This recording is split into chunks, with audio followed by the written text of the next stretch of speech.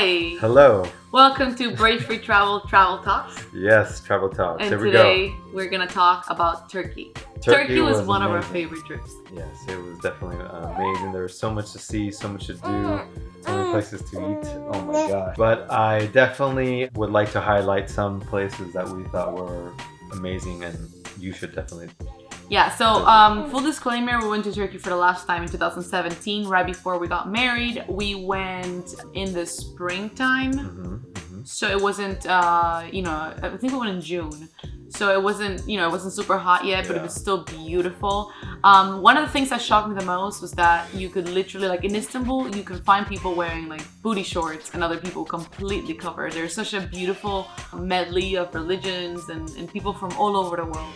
Yeah, it's a beautiful city. We only got to see two parts of the country, which we'll talk about in another video. But today we're going to concentrate on Istanbul because it is honestly a place that we could probably go back to 50 times and not have enough. Like we have considered moving there for at least the 3 months we're allowed because that's how much we like it. Yeah, and right now there are a lot of people that are actually heading to Turkey. Because it's one of the only countries open. Yeah. So I can't say enough about Turkey. And we only explored like 0.5% of all there is to see in Turkey because there's so much to see.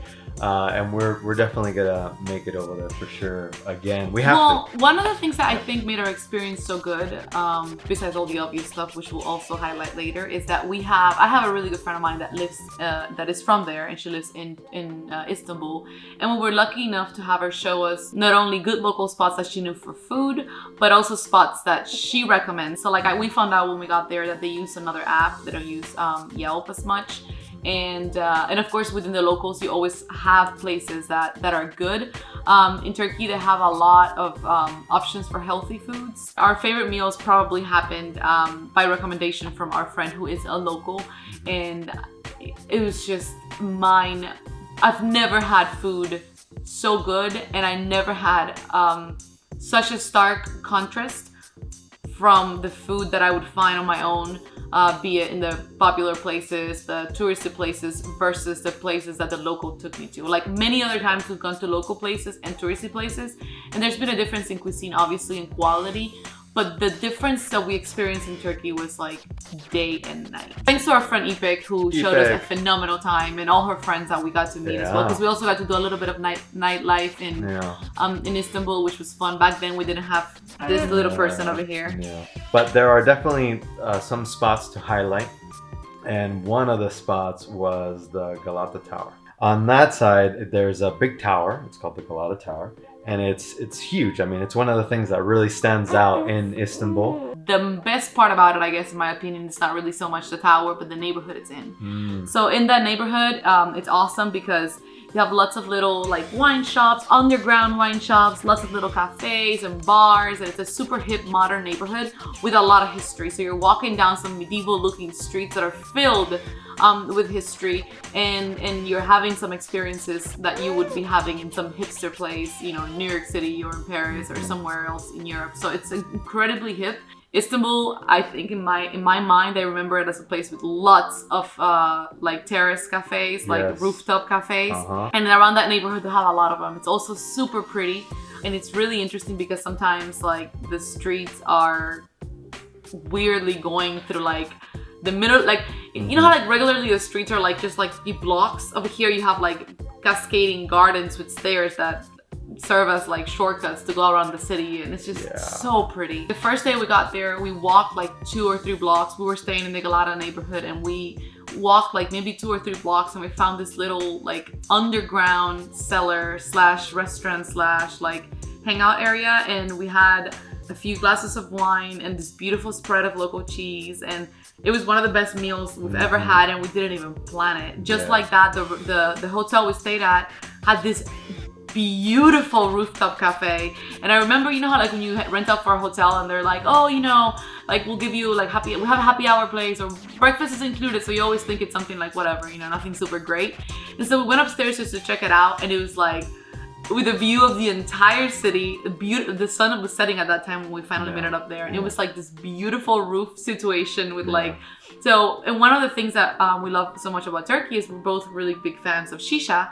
And so we sat down and ordered a shisha, and we're like super relaxed, looking at the entire city, just beautiful sunset. And there are so many spots like that in Istanbul. We didn't end up just getting shisha. We had like 3 meals there. Oh, we had many more, including the big feast, the one big feast at the end. But, super feast. but that day, and then we ended up going to the winery. But you know, what's funny is that you know, part of this travel talks idea started because a lot of people on Instagram, they always ask us like, what are our craziest stories or funniest stories or whatever. And this day, which was a really long day because we were super jet lagged, we got to Istanbul like in the middle of the day, I want to say, and then we made it to the rooftop because we took a nap and we woke up, and then we went into the rooftop, then we made it to the wine, and then we ended up walking around the whole city, only to end up having a pizza in some random like open area, like it looked like kind of like a park. Turkish coffee. Yeah, but then we had a Turkish coffee, and then we walked a little bit more, and we ended up in some bar on the 4th floor of a building, having absinthe shots until like 4 in the morning because we were totally awake, and the city just kept going. And what ended up being, we were like, oh, we're just gonna go for a little walk, and then we're gonna come back and sleep. So tomorrow we're not jet lagged, and we ended up going to bed at like 6 in the morning.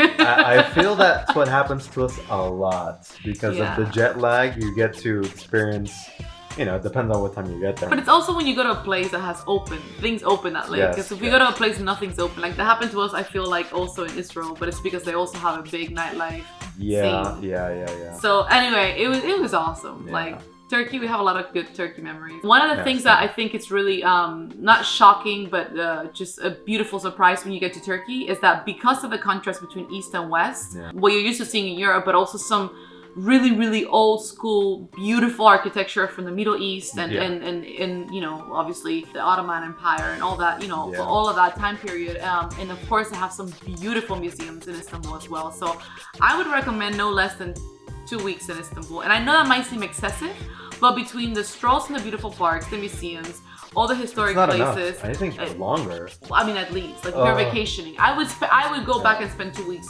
just getting to see the highlights of Istanbul. Go to any of their bazaars or anything like that. There's no shortage of people helping you taste all this food.